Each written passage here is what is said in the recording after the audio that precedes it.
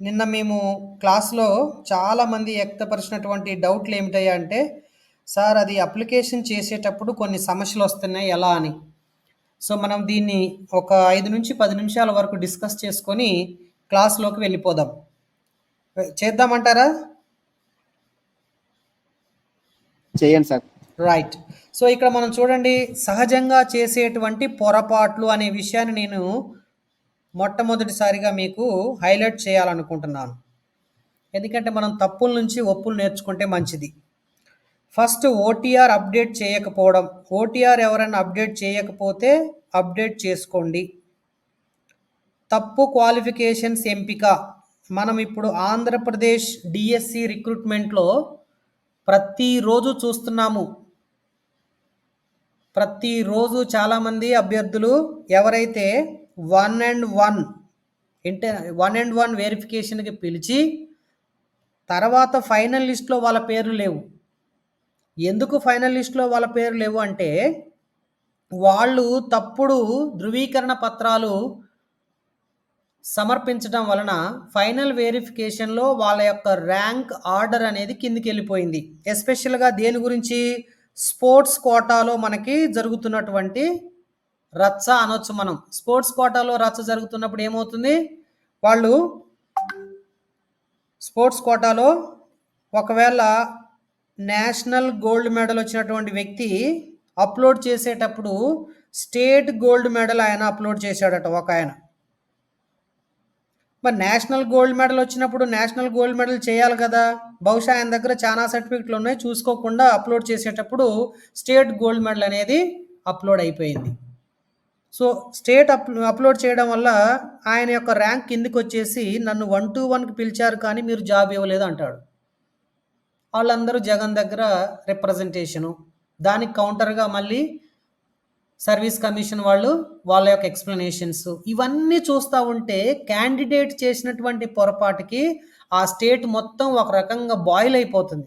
చాలామంది విద్యార్థులకి 1-1 వెరిఫికేషన్ తర్వాత ఎందుకు ఉద్యోగాలు ఇవ్వలేదంటే వాళ్ళ దగ్గర ఒక వర్షన్ ఉంది. సో అటువంటివి మన దగ్గర వాటి నుంచి మనం నేర్చుకోవాలి కదా. ఒక దగ్గర పొరపాటు జరిగినప్పుడు వాటి నుంచి మనం నేర్చుకోవాలి. కాబట్టి తప్పు క్వాలిఫికేషన్ ఎంపిక చేస్తారేమో మీరు జాగ్రత్తగా చూసుకోండి. మీ సర్టిఫికెట్స్ ఏవైతే మీరు అక్కడ ఫర్ ఎగ్జాంపుల్ మీకు 3-4 పీజీలు ఉండొచ్చు. 3-4 పీజీలు ఉన్నప్పుడు ఏం చేస్తారు? ఇప్పుడు MSc mathematics, MSc psychology, PG diploma and guidance and counselling, ఇప్పుడు ఇవి నా సర్టిఫికెట్లు. అక్కడ ఏదో ఒక సర్టిఫికెట్ పీజీ చేయమన్నప్పుడు నేను మ్యాథమెటిక్స్ పెడగాజీ నుంచి మ్యాథ్స్ చేసుకోవాలా లేదా సైకాలజీ చేసుకోవాలా అంటే మ్యాథమెటిక్స్ చేసుకుంటే మనకి స్కూల్ సబ్జెక్ట్ రిలేటెడ్ ఉంటుంది కాబట్టి బెటర్గా మ్యాథమెటిక్స్ చేసుకోవాలి. లేదు అంటే ఎంఎస్సి మ్యాథ్స్, ఎంఎస్సి ఫిజిక్స్ వేరే సబ్జెక్ట్ ఉన్నాయి, ఏది పర్సంటేజ్ ఎక్కువ ఉంటే అది మనం అప్లోడ్ చేసుకుంటే బెనిఫిట్ అవుతుంది. మనకి పర్సంటేజ్ తక్కువ చేసుకుంటే మళ్ళీ మనకు వెయిటేజ్ తీశారనుకోండి అప్పుడు మనకు ప్రమాదం అవుతుంది. కాబట్టి ఎక్కువ పర్సంటేజ్ ఏ సబ్జెక్ట్లో ఉందో ఆ యొక్క క్వాలిఫికేషన్ మాత్రం మీరు అప్లోడ్ చేయండి. అండ్ తప్పు సెంటర్ ఎంపిక చేసుకోవడం. కొన్నిసార్లు మనము మనసులో ఒకటి అనుకుంటాము, అడావుల్లో ఇంకొక దాని మీద ప్రెస్ చేస్తాము. జాగ్రత్తగా చూసుకోవాలి.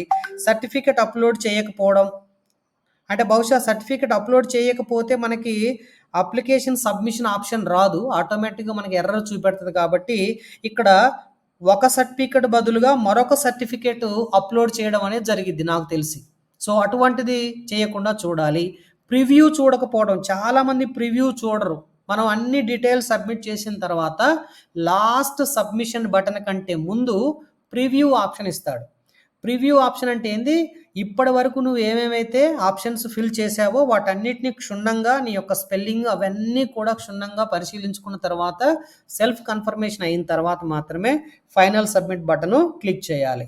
ఫైనల్ సబ్మిట్ బటన్ ముందు కూడా మీరు అలా ప్రెస్ చేయగానే మీకు వస్తుంది, after submission of this button you can not modify any information అని వస్తుంది.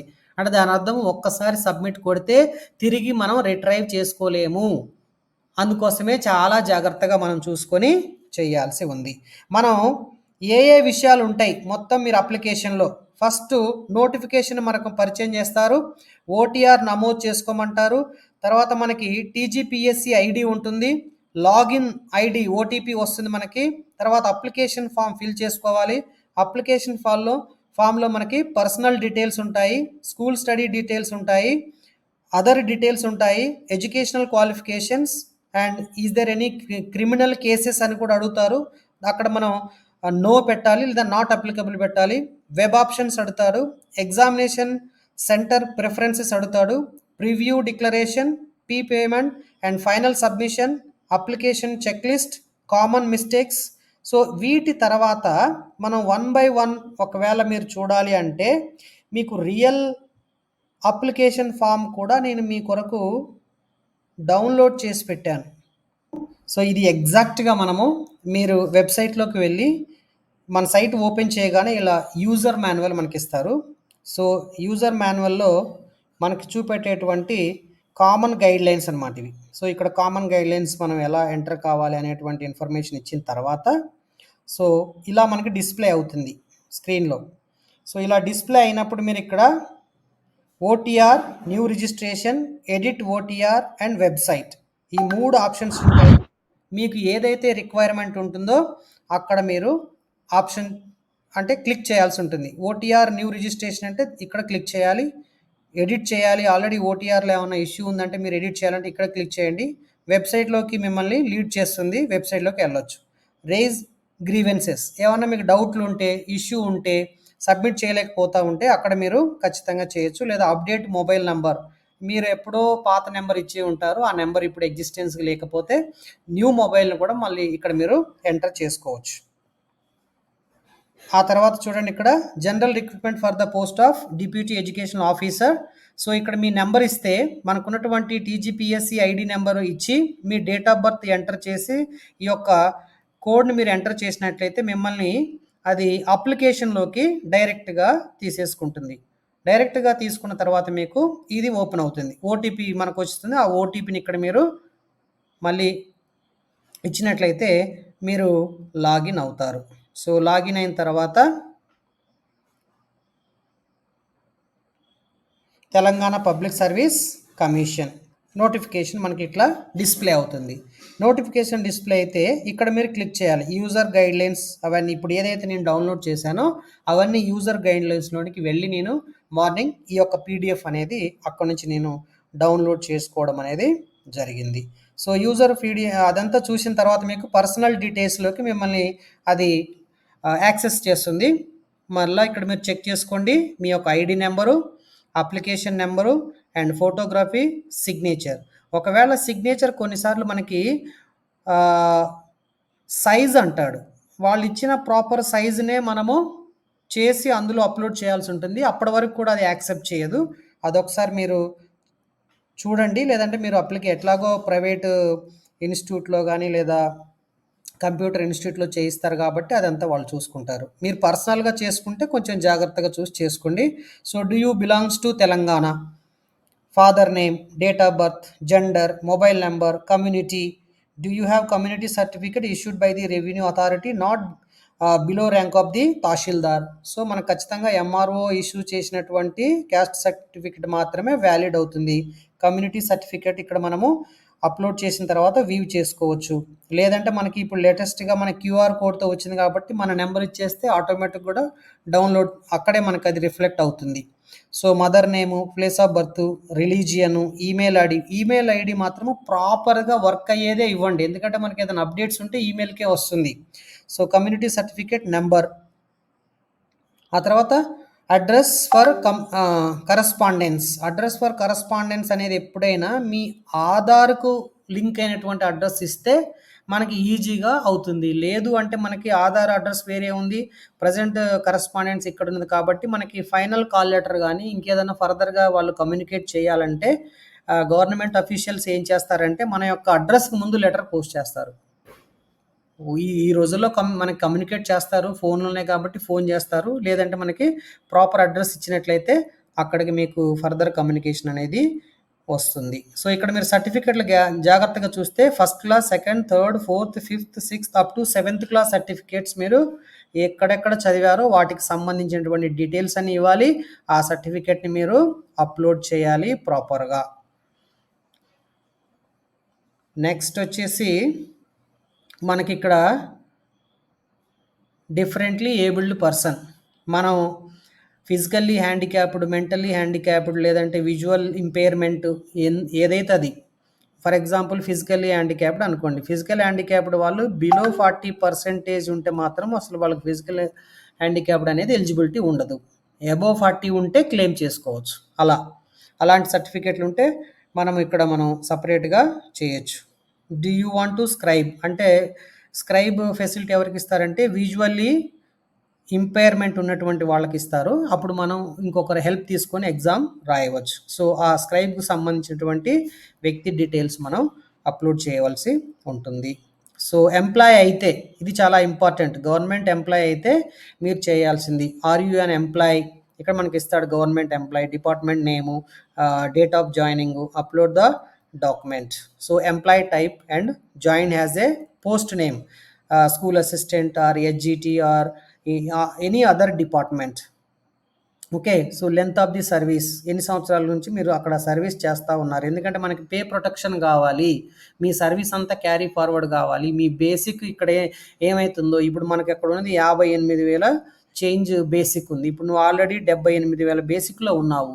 సో ఆ స్టేట్ సర్వీసుల్లోనే ఉన్నారు కాబట్టి మీరు వేరే న్యూ పోస్ట్ అయినప్పటికీ మీ సర్వీస్ మొత్తం ఇక్కడ క్యారీ ఫార్వర్డ్ అవుతుంది. మీ బెనిఫిట్స్, మీకు సిపిఎస్ కదా, సో సిపిఎస్ బెనిఫిట్స్ అన్నీ కూడా డైరెక్ట్గా ఆ అకౌంట్లోకి మనకి ట్రాన్స్ఫర్ అవుతాయి. ఒకవేళ మీరు 58,000 కంటే తక్కువ ఉందనుకోండి, 58,000 కంటే తక్కువ సర్వీసు ఉన్నా కూడా మీరు ఇక్కడ అప్లోడ్ చేసుకుంటే మంచిది. లేదు క్లాషెస్ ఉన్నాయి, వాళ్ళతో డిస్ప్యూట్స్ ఉన్నాయి, వాళ్ళు నాకు సపోర్ట్ చేయరు, డిఈఓ నాకు లెటర్ ఇవ్వడు, అంత పై అధికారులు కొంచెం ఉన్నది అంటే తక్కువ మనకి బేసిక్ ఉన్నప్పుడు అవన్నీ పెద్దగా పట్టించుకోవాల్సిన అవసరం లేదు. ఎందుకంటే మనం ఆటోమేటిక్గా రిజైన్ చేసేసి దాంట్లో జాయిన్ అయిపోతాం కాబట్టి వచ్చే సిపిఎస్ అనేది మన అకౌంట్లోకి వస్తుంది. త్రూ ప్రాపర్ ఛానల్గా వెళ్ళాలి, నా సర్వీస్ ప్రొటెక్షన్ కావాలి అన్నీ అనుకుంటే మాత్రము ఎన్ఓసి అంటారు. చూడండి ఇక్కడ, if the applicant is an ex service man or NCC instructor, the respective field details from OTR will be fetched. So ఇక్కడ మనకి ఎక్స్ సర్వీస్ మ్యాన్కి సంబంధించినటువంటి సర్వీస్, ఇదేమో మన జనరల్ అందరికీ, టీచింగ్ కావచ్చు, పోలీస్ కావచ్చు, లేదంటే ఎనీ టైప్ ఆఫ్ డిపార్ట్మెంట్ అని అక్కడ ఎన్సిసి ఇన్స్ట్రక్షన్స్ కూడా మనం ఇచ్చారు. అయితే మీరు ఇక్కడ కావాల్సింది ఎన్ఓసి అనేది మనం తీసుకోవాలండి. టీచర్స్ ఇక్కడ ఏం కావాలంటే ఎన్ఓసి తీసుకోవాలి. నో అబ్జెక్షన్ సర్టిఫికెట్ అనేది ఇంపార్టెంట్. నో అబ్జెక్షన్ ఎవరి నుంచి ఇస్తారు మనకి? హెడ్ మాస్టర్ ఫార్వర్డ్ చేయాలి, ఎంఈఓ ఫార్వర్డ్ చేయాలి, డిఈఓ దాన్ని సర్టిఫై చేయాలి. Right. So differently abled, are you a differently abled person? No. Are you a state government employee? No. Either yes, an ex-service man? No. Either yes అయితే yes, లేకపోతే ఉన్న స్టేటస్ని అట్లనే ఉంచండి, దాన్ని మారవలసినటువంటి అవసరం లేదు. ఇక్కడ మనం చూస్తే required qualification for this post. So ఇక్కడ గ్రాడ్యుయేట్ క్వాలిఫికేషన్స్, ఇక్కడ నేను వాట్సాప్లో చూశాను, ఒకళ్ళు అడిగారు. ఏమడిగారంటే వాళ్ళు ఓసీ కేటగిరీలో తన డౌట్ ఏంటంటే, let me check that one. ఒకసారి ఇక్కడ మీ క్వరీ డ్రాప్ చేస్తారా బాక్స్లో? నాకు ఈజీ అవుతుంది ఇక్కడ నుంచి చెక్ చేసుకోవడం, లేదంటే నేను మళ్ళీ వాట్సాప్ ఓపెన్ చేసి చూడాలి. Graduation qualification as per the OTR data. As per the OTR data అంటే ఓటీఆర్లో మనము వన్ టైం రిజిస్ట్రేషన్ దగ్గర మనం ఫుల్ డీటెయిల్స్ ఇచ్చాము.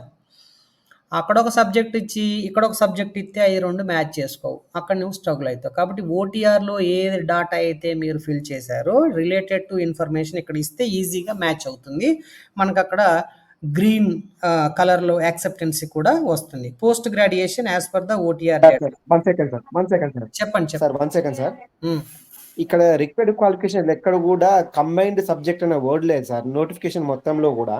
కంబైన్డ్ సో నాది పీజీ ఎంబీఏ అంటే మీరు అన్నట్టు డిగ్రీలో ఒక సబ్జెక్టు ఎంఎస్సిలో ఉండాలి అన్నట్టు అన్నారు మీరు నిన్న. అంటే మనకు మెయిన్ బిఈడిలో మనం డిగ్రీ చేసినటువంటి సబ్జెక్టు, గ్రాడ్యుయేషన్లో చేసినటువంటి సబ్జెక్టు బిఈడి చేయటానికి అర్హత ఉండాలి.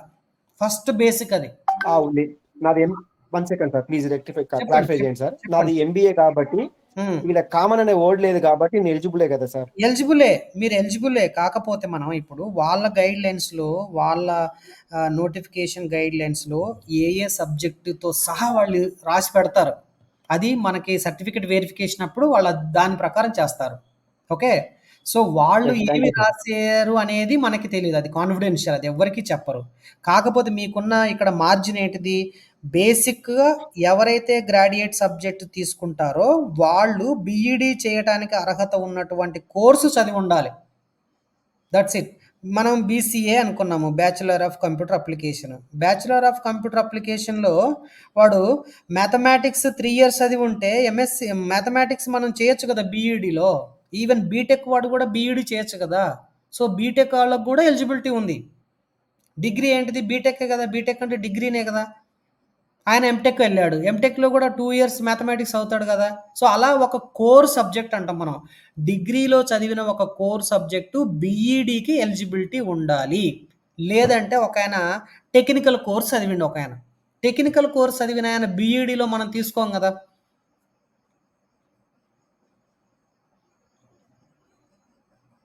ఇప్పుడు మీ లెక్కనే చాలామంది జియాలజీ ఉన్నటువంటి వాళ్ళు డిగ్రీలో ఫిజిక్స్ 3 సంవత్సరాలు చదివి బీఈడీ కంప్లీట్ చేశారు. జియాలజీ పీజీ చేశారు. వాళ్ళకి ఎలిజిబిలిటీ ఇవ్వాలి మనం. ఖచ్చితంగా వాళ్ళకి మనం ఎలిజిబిలిటీ ఇచ్చి తీరాలి.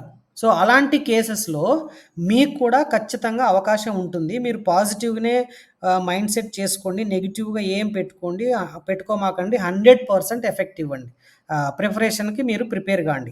ఏం నెగెటివ్ పెట్టుకోబాకండి. ఎందుకంటే డిగ్రీ చదివినటువంటి వ్యక్తి ఇప్పుడు మీరు డిగ్రీ ఏంటిది బీకామా? మీ డిగ్రీ ఏంటిదండి? యూజీ. యూజీ సబ్జెక్ట్ ఏంటిది బీకామా? MSCS sir degree. ఎంఎస్సిఎఫ్. ఏంటి ఎక్స్‌ప్లెయిన్ చేయండి. Maths, statistics, computer science. Maths ఉంది కదా మీకు? మ్యాథ్స్ అవును సార్ ఉంది సార్. ఎన్ని సంవత్సరాలు చదివారు? 3 ఇయర్స్ చదివారా? అవును సార్ డిగ్రీ 3 ఇయర్స్ చదివాను నేను. డిగ్రీ కాదండి. మ్యాథమెటిక్స్ పేపర్ ఎన్ని సంవత్సరాలు రాశారు మీరు? 3 ఇయర్స్ సార్. అదే first year, second year, third ఇయర్‌లో mathematics second year, third year. అదే. కాబట్టి 3 ఉంది ఇయర్స్. సార్. మనం ఏ పేపర్ అయితే గ్రాడ్యుయేషన్‌లో ఏ పేపర్ అయితే 3 ఇయర్స్ చదువుతామో దానిని మనము కోర్ పేపర్ అంటాం. మదర్ పేపర్ అంటాం. నేనిప్పుడు బీఎస్సీ, ఎంపీసీ చేశా నేను. బీఎస్సీ, ఎంపీసీ చేసిన నేను మ్యాథ్స్ 3 ఏళ్ళు పరీక్ష రాసా. First year, second year, third year. Third ఇయర్‌లో అయితే మనం ఫోర్త్ పేపర్ కూడా ఉంటుంది. ఫిజిక్స్, కెమిస్ట్రీ 3 పేపర్లు చదివా. అయితే నేను కూడా తెలుగు చదివా మరి డిగ్రీలో. కానీ ఫస్ట్ ఇయర్, సెకండ్ ఇయరే చదివా. మరి నేను బీఈడీలో తెలుగు ఆప్షనల్‌గా తీసుకుంటే మెథడాలజీ నేను స్కూల్ అసిస్టెంట్ తెలుగుకి ఎలిజిబిలిటీ లేదు నాకు. ఎందుకు? నేను 3 సంవత్సరాలు తెలుగు డిగ్రీలో చెయ్యలేదు. ఏదైనా కోర్సు నువ్వు 3 సంవత్సరాలు కంటిన్యూస్‌గా చదివితే అది నీ కోర్ సబ్జెక్ట్ లేదా మదర్ సబ్జెక్ట్‌గా నువ్వు క్లెయిమ్ చేసుకోవచ్చు. నువ్వు ఏ కోర్స్‌కైనా వెళ్ళొచ్చు. కాబట్టి నువ్వు మ్యాథమెటిక్స్ బీఈడీలో నీ ఆప్షనల్ సబ్జెక్ట్ ఏంది పెడగాజీ? మ్యాథ్స్ అండ్ ఏం తీసుకున్నారు? ఫిజిక్సా? ఏది సార్? మ్యాథ్స్. మీ బీఈడీలో ఏంటిది మీ సబ్జెక్టులు? Maths sir. Pedagogy. Maths sir, mathematics sir. ఇంకోటి ఏం చేశారు? Physics sir. Okay. Sir English sir, English. Okay. మీరు ఇంగ్లీష్ 2 ఇయర్స్ చదివారు కాబట్టి మీకు స్కూల్ అసిస్టెంట్‌కి ఎలిజిబిలిటీ లేదుగా? తెలుసుగా మీకు ఆ విషయం? నాకు ఇంగ్లీష్ లేదు సార్. అదే నాది పీజీటీ మ్యాథమెటిక్స్ అన్నది. యెస్. సో, కాబట్టి మీకు 100% ఎలిజిబిలిటీ ఉంది. Don't worry. రైట్. ఇక్కడ మనం పోస్ట్ గ్రాడ్యుయేట్ చూసినట్లయితే అండి, మీరు ఏదైతే పోస్ట్ గ్రాడ్యుయేట్ చేశారో ఆ పోస్ట్ గ్రాడ్యుయేట్‌కి సంబంధించింది that two it has to be match with the OTR details and mode of study regular are distance. మీరు ఖచ్చితంగా ఏ మోడ్‌లో చేశారో ఆ మోడ్‌ని ఆప్షన్ చేసుకోండి. Don't worry.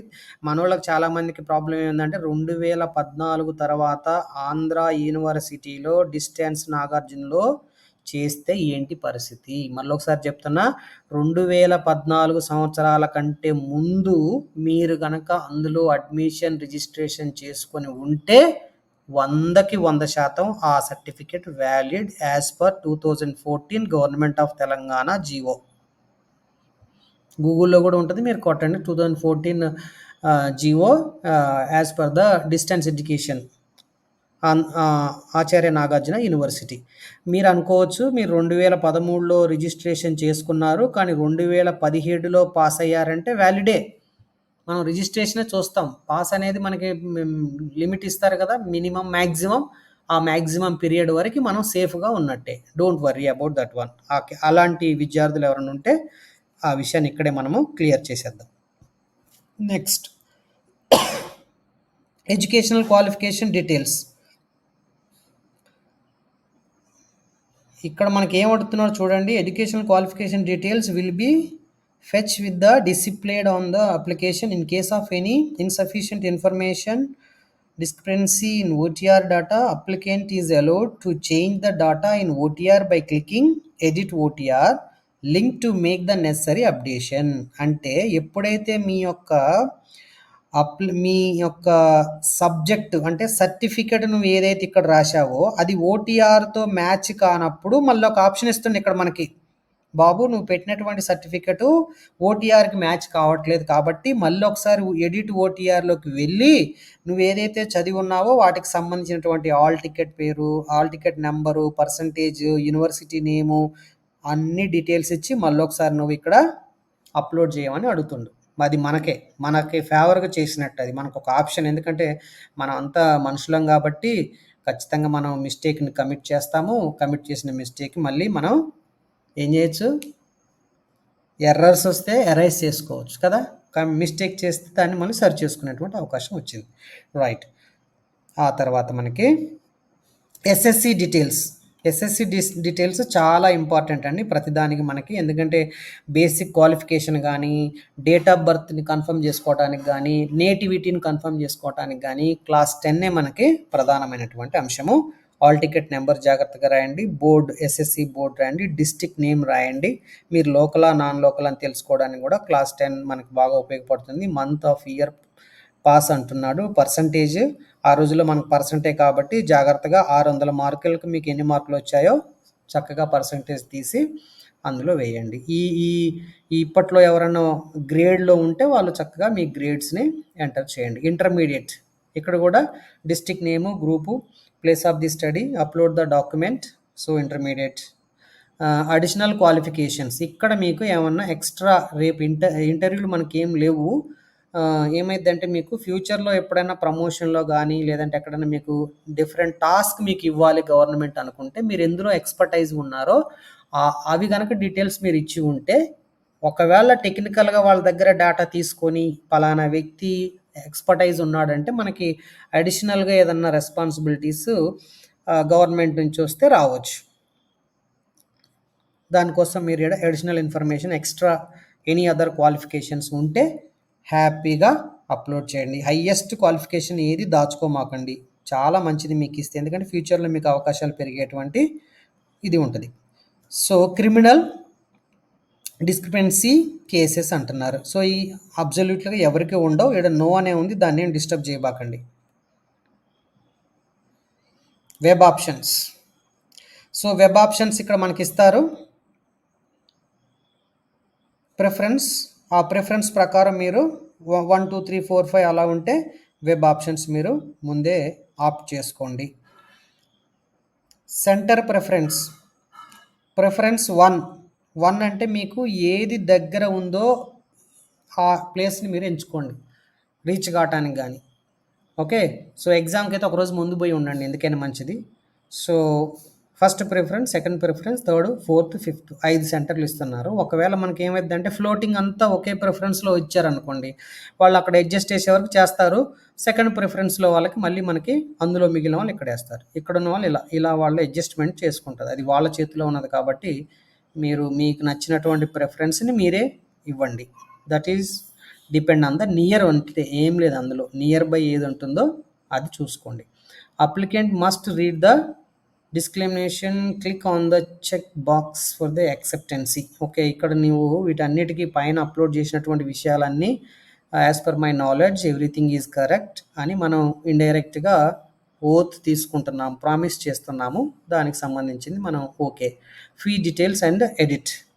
ఇక్కడ మనం fee details as per the SC, ST, BC వాళ్ళు ఇప్పుడు ఓసీలకైతే ₹1000, మిగతా వాళ్ళకైతే ₹500 అలా కొంచెం పెంచారు కదా ఫీ స్ట్రక్చరు. దాని ప్రకారం చూసుకొని మీరు అది సబ్మిట్ చేయండి. సో ఇక్కడ ఎడిట్ ఆప్షన్ ఉంది. బిఫోర్ సబ్మిషన్ ఇంకా మీకు ఏమైనా అనుమానాలు ఉంటే మీరు అక్కడ చేయొచ్చు. Submit, proceed for the payment. Proceed for the payment ఇలా వస్తుంది. ఇలా వచ్చినప్పుడు మీరు మీ యొక్క మొబైల్లో ఏదైతే ఎక్కువగా యాక్సెప్ట్ చేస్తుందో అది చూసుకోండి. మీకు క్యూఆర్ యాక్సెస్ చేస్తుంది ఎప్పుడైనా. Right. So payment is successful and application submitted successfully for the notification number ఇస్తుంది మీకు. ఇక్కడ మళ్ళీ జాగ్రత్తగా మీరు చూసుకోండి. క్యాండిడేట్ ఐడి మనది ఏదైతే వన్ టైం రిజిస్ట్రేషన్ ఐడి ఉందో ఆ ఐడి, మీ బర్త్డేని చెక్ చేసుకోండి, ఫాదర్ నేమ్ చెక్ చేసుకోండి, మీ ఫోటో చెక్ చేసుకోండి, ఎంత అమౌంట్ పే చేశారో కూడా జాగ్రత్త. ఎందుకంటే ఇప్పుడు మీరు ఓపెన్లో అప్లై చేసి 500 ఇచ్చినా తీసుకుంటే దానికి ఏం తెలియదు. ఒకవేళ వాళ్ళు దానికి కూడా ఏదైనా కోడింగ్ ఇస్తే యాక్సెప్ట్ చేయదు, ఇయ్యలేదంటే యాక్సెప్ట్ చేస్తుంది. మీరు ₹1000 చెల్లించే దగ్గర 500 చెల్లిస్తే మీ అప్లికేషన్ అనేది వ్యాలిడ్ కాదు. 500 చెల్లించాల్సిన 600 పే చేసినా మీ అప్లికేషన్ వ్యాలిడ్ కాదు. ఎక్కువ చెల్లించొద్దు, తక్కువ చెల్లించొద్దు, జాగ్రత్తగా ఎంత అన్నారో అంత చూసుకొని చెల్లించాలి. సో మొబైల్ నెంబర్ కరెక్ట్ ఉందా లేదో చూసుకోండి. జెండర్ జాగ్రత్తగా చూసుకోండి. జెండర్ కూడా ఒక్కోసారి మేల్, ఫీమేల్ ఏదో ఒకటి క్లిక్ చేస్తే మాత్రం మళ్ళీ మీ కౌన్సిలింగ్ దగ్గర చాలా ప్రమాదం అయింది. మదర్ నేమ్ చూడండి, సిగ్నిఫికేషన్ ఆఫ్ ది క్యాండిడేట్ చూడండి, అండ్ మనకు ఒక జనరల్ నెంబర్ ఇస్తుంది, amount paid, and then click here to download the PDF. ఏది పేమెంట్ పీడిఎఫ్ వస్తుంది మనకు అక్కడ. So along with the payment, so please keep the application కూడా డౌన్లోడ్ అయిపోతుంది. ఫైనల్గా మనకు వచ్చాం కాబట్టి ఇది మీరు మీ దగ్గర పెట్టుకొని సర్టిఫికేట్ వెరిఫికేషన్ అప్పుడు మేమైతే మా యూనివర్సిటీలో అయితే సర్టిఫికేట్ వెరిఫికేషన్ అప్పుడు మేమేం అడుగుతామంటే ఆయన పేమెంట్ స్లిప్ కూడా అడుగుతారు మా యూనివర్సిటీలో, పేమెంట్ స్లిప్. కాబట్టి మీరు పేమెంట్ కొట్టినప్పుడు ఫోన్పే మనకు కొట్టినప్పుడు స్క్రీన్ షాట్ తీసి దగ్గర పెట్టుకోండి. ఎప్పుడైనా లీగల్గా ఇది పేమెంట్ సక్సెస్ కాలేదు అని ఎవడన్నా అన్నప్పుడు, మనకి మంచి మార్కులు వచ్చే అవకాశం లేనప్పుడు ఛాలెంజ్ చేయడానికి ఎవిడెన్స్ అనమాట. ఇది డౌన్లోడ్ చేసుకొని పెట్టుకోండి. 2 కాపీస్ డౌన్లోడ్ చేసి పెట్టుకోండి. ఎప్పుడైనా ఒక కాపీ మీరు బయట పెట్టండి, ఒక కాపీ మీ యొక్క అల్మరాలో భద్రంగా ఉంచండి. అన్ని సర్టిఫికెట్లు జాగ్రత్తగా క్లాస్ 1 నుంచి లాస్ట్ పీజీ లేదా పిహెచ్డి వరకు వాటికి సంబంధించినటువంటి సర్టిఫికేట్ ఒరిజినల్స్ అన్నీ జాగ్రత్తగా పెట్టుకోండి. ఒరిజినల్స్ అన్నీ ఒకవేళ ఏమైనా మిస్ అయితే మళ్ళీ తిరిగి వెళ్ళి తెచ్చుకోండి. మీ దగ్గర ఉన్నటువంటి జిరాక్సులతోనే అప్లికేషన్ అయితే చేసుకోవచ్చు, కానీ at the time of verification మాత్రం ఒరిజినల్ సర్టిఫికెట్స్ మాత్రమే వాళ్ళు కన్సిడర్ చేస్తారు. చాలా సీరియస్గా ఉంటుంది. ఎందుకంటే ఎగ్జామ్ ఎవరైనా ఛాలెంజ్ చేయొచ్చు. ఇప్పుడు నీకేదో ఫేవర్ చేసిందని వెనకోడు వచ్చి మళ్ళీ వాడు ఛాలెంజ్ చేస్తే మళ్ళీ రిస్క్లోకి పోయేది గవర్నమెంటే. కాబట్టి గవర్నమెంట్ వాళ్ళు ఎప్పుడైనా రిస్క్ తీసుకోవడానికి ఇష్టపడరు. క్యాండిడేట్కి రిస్క్ అయినా వాళ్ళకి సంబంధం లేదు.